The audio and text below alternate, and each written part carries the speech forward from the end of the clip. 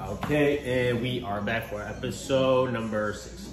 So this episode is going to be a little different as opposed to how I've done them in the past.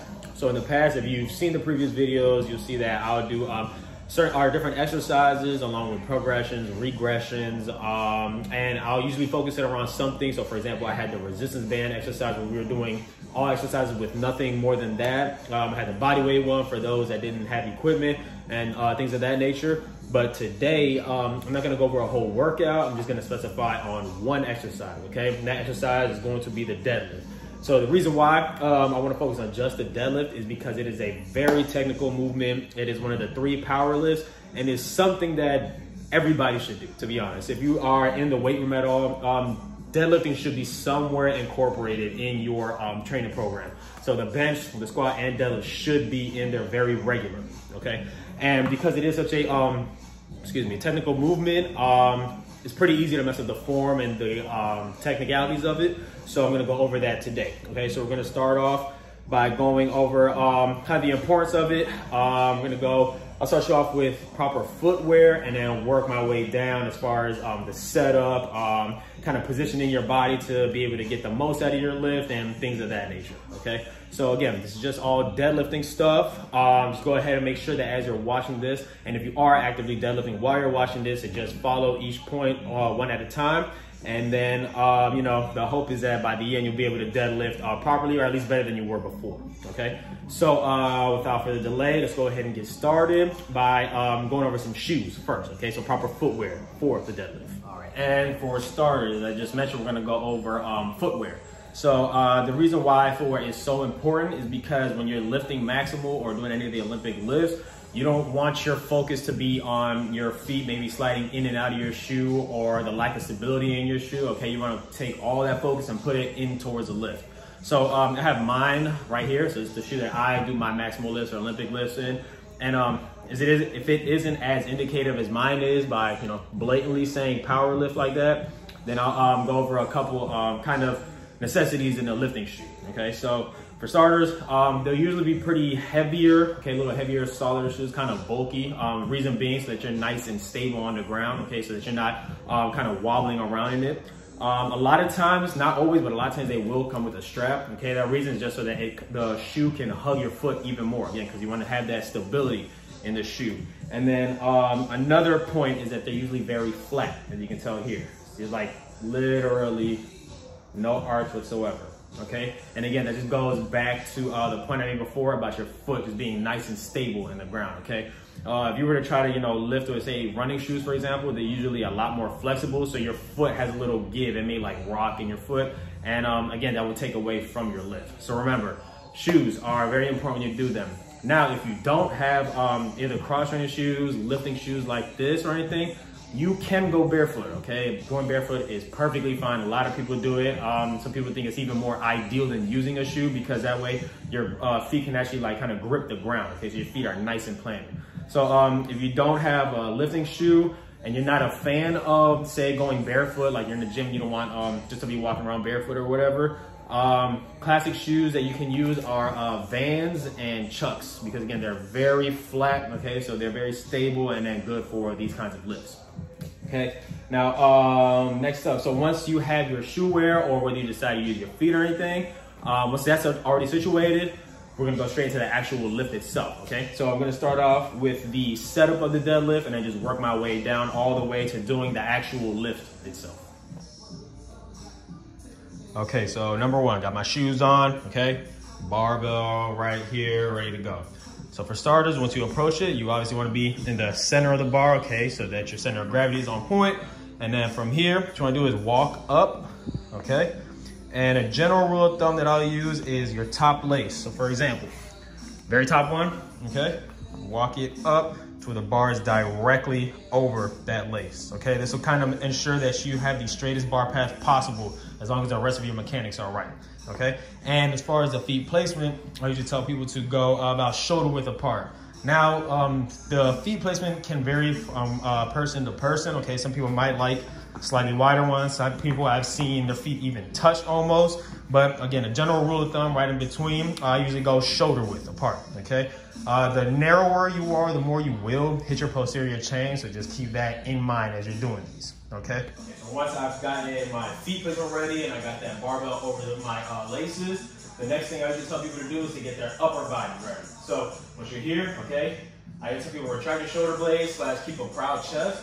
And the purpose of that is just so that you can ensure that you keep a neutral spine or as close to it throughout the movement, okay? So we want to avoid that spine deflection, okay? Keep out that unnecessary rounding of the back as you do it. So again, feet ready, okay? Proud chest, retract those shoulder blades. And since this is a deadlift, okay, it is a hip dominant movement, not a knee dominant. So what I tell people to get into the position is, once I'm here, all right, upper body in place, I tell people to push their hips back so that they can grab the bar, okay? And a cue that I always tell people is just imagine there's like an invisible wall behind you. And what you're trying to do, while keeping that your shoulder blades retracted, get your butt to that wall, okay? So this is a good way that I teach people how to do the hip hinge properly, okay? So once you got that upper body position, feet placement ready, okay? I'm gonna get my butt back to that wall, okay? I'm gonna come down, still keeping my back, as you can see, as flat as I can keep it. And with my back as flat as I can keep it before I do the actual lift, the next point of emphasis is both taking the slack out the bar and then your hands as well. So as far as grip goes, there's three different ways that you can go ahead and grab the bar. So there is the double pronated, so just both hands going overhand. The double supinated, which you don't see too often, and then the last one, which is usually the most common you'll see in the gym, is the alternate. Okay, so that's just one hand overhand, one hand underhand. Okay, that's typically how I like to do it, so that's how I'm gonna demonstrate it. And once I've gotten to that bottom position, okay, I've got the bar, hands are in that alternate position so I can lift it. The next thing I'm gonna do is, again, take the slack out the bar. So what that means is, all this noise here, I'm gonna eliminate that before you pull it off the ground.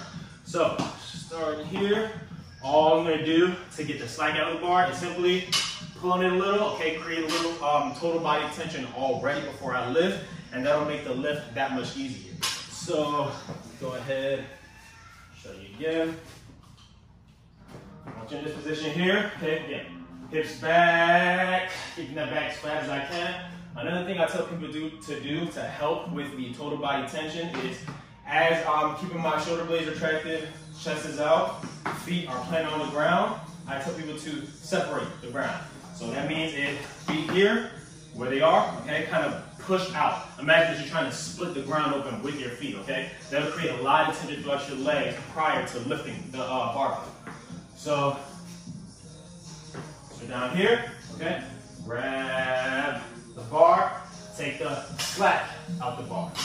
The next point of emphasis is our breathing. And then the next point of emphasis is our breathing. So we do want to get our breathing in check and do it correctly as we do the deadlift for a number of reasons. Some more mild reasons is if your breathing is not right as you're doing it, you may not be able to lift as much weight as you normally could with the correct breathing, and it can kind of range to something a little more severe, such as passing out. Okay, so let's try to just avoid all the above and get our breathing in check as we do this. Okay, so once we have gotten our setup, okay, we've done everything that we just learned, and we get down here all the way to getting the slack out the bar. The next step is, once we're down there, to take a very deep breath, okay? So, once I'm down here, okay, body position good, take a real deep breath. I'm gonna hold it, and then as I pull up, I'm gonna exhale, okay? So, take it from the side. I'm just gonna do the breathing out loud so you can hear it and know how to do it. So, start here, good. Body position. All right, I'm gonna go one more time. Down to the bottom, reset.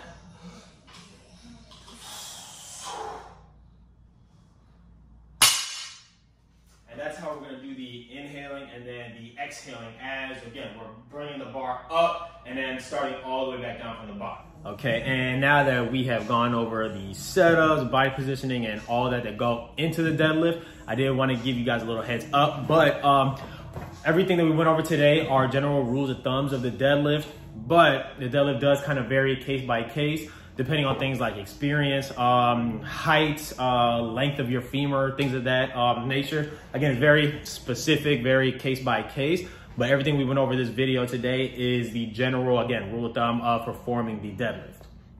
So now that we have gone over all that, I'm gonna go ahead and do a couple deadlifts, just knocking them out right through so you can see how a working set would look like.